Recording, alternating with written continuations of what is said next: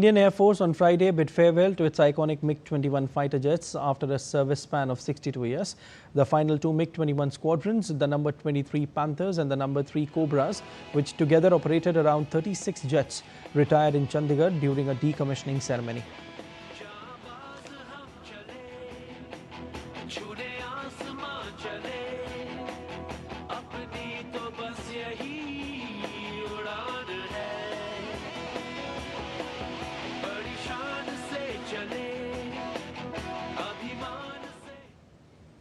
The MiG-21 fighter jet received a ceremonial water cannon, marking a symbolic end to its 6-decade-long tenure. The fact that the Soviet-era fighter, with its checkered history, has remained in service for so long is testimony to its enduring capabilities in front line of the Air Force.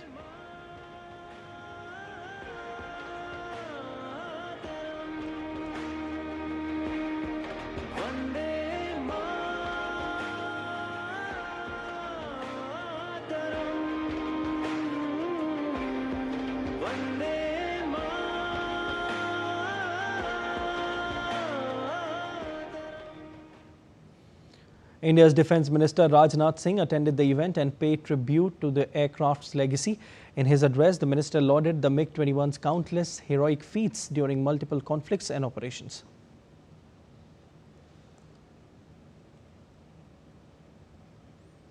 इतने लंबे समय तक MiG-21 अनेक वीरतापूर्ण कृत्यों का साक्षी रहा है। इसका योगदान किसी एक घटना तक या केवल एक युद्ध तक सीमित नहीं रहा है।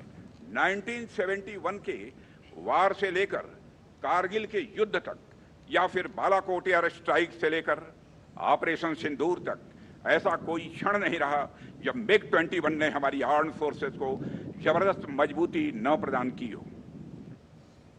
In a historic final flight, Air Chief Marshal A.P. Singh took to the skies in the last MiG-21 sortie, flying with a call sign Badal 3. The aircraft belonged to number 23 Squadron, famously known as the Panthers.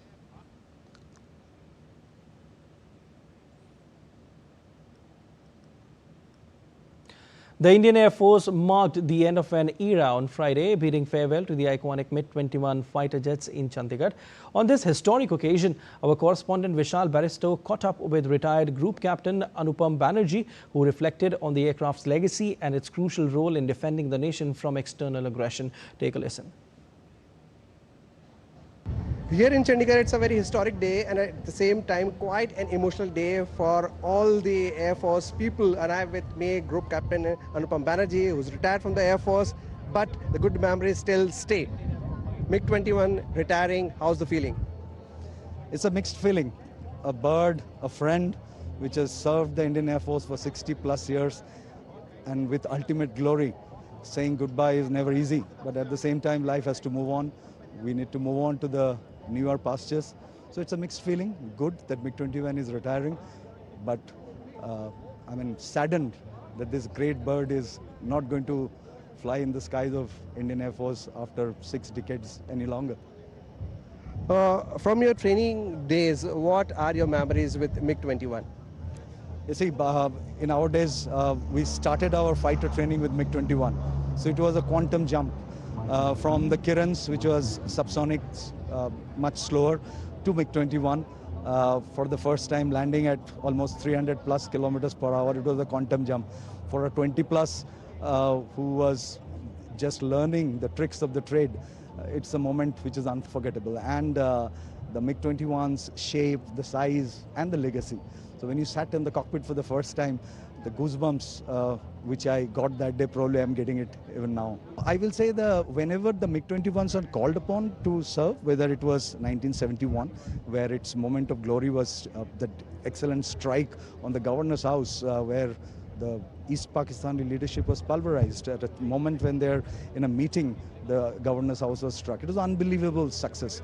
And then came Kargil, and don't forget Balakot, where it earned the reputation of a F-16 slayer. So I guess MiG-21, whenever it was called upon, it did its job. It is living today, but it is also leaving a lasting legacy which Indian Air Force will never forget, and generations of fighter pilots who grew up on its Godi, I will say, will never forget.